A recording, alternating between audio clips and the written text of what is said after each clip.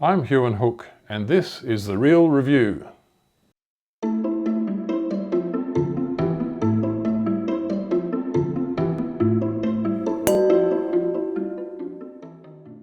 So the wine we're tasting today is Duke's Vineyard Magpie Hill Reserve Shiraz 2018, and it comes from the Porongarup region of Western Australia.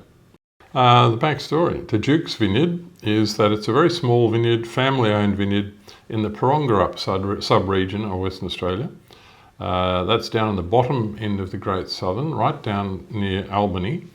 It's not quite down to Albany because there is a smaller region called Albany, which is also another sub-region of the Great Southern, in between the water, the ocean, and the Porongarup region. The vineyard is owned by Duke and Hilda Rance, and that's how it gets its name, Duke's Vineyard, of course. Their top range of wines is called Magpie Hill, and they're famous for their Riesling more than anything. A Magpie Hill Riesling is outstanding. In fact, all the Rieslings from Duke's Vineyard are very, very good, and the Porongarup region in particular, I think, is a great Riesling region. Magpie Hill, there's a little magpie feather on the label there, which you can probably see. It's not very easy, it's a bit wraparound, but it's quite a minimal and simple and very pretty label. They've attached a ribbon to it, so maybe in the future they could attach a magpie feather to each bottle. So, Porongarup is one of the four, I think it is, maybe five, let me think, sub-regions of the Great Southern. You've got Albany, you've got Denmark, you've got Franklin River in the west, you've got Mount Barker in the centre, you've got Porongarup. So there's five sub-regions. It's noted for its very, very stony, poor granitic soil. And that means low yields, but very concentrated fruit. And people from other districts, such as Howard Park, for example, which is based in Margaret River, still source what they think is their best Riesling fruit from the Porongarup sub-region down south. As good as the Riesling is at Duke's Vineyard, I think this wine is also quite exceptional. So how does this wine taste? Duke's Vineyard Magpie Hill Reserve Shiraz 2018. Really deep colour, still has a good purple tinge to it at 3 years of age, which you'd expect. And the nose is very complex. It's got the spiciness that you expect in cool climate Shiraz. It's also got quite a bit of oak, so there are lovely smoky, toasty and slight mocha characters to this wine. A little bit of licorice perhaps. Well, that's partly due to the very ripe fruit. It's 14.5% alcohol, so it's nice and ripe, but well handled oak, beautifully handled oak of good quality. Really complex nose. I find that it's a nose that you can sit and sniff for quite a long time. It's very delicious. Let's have a taste.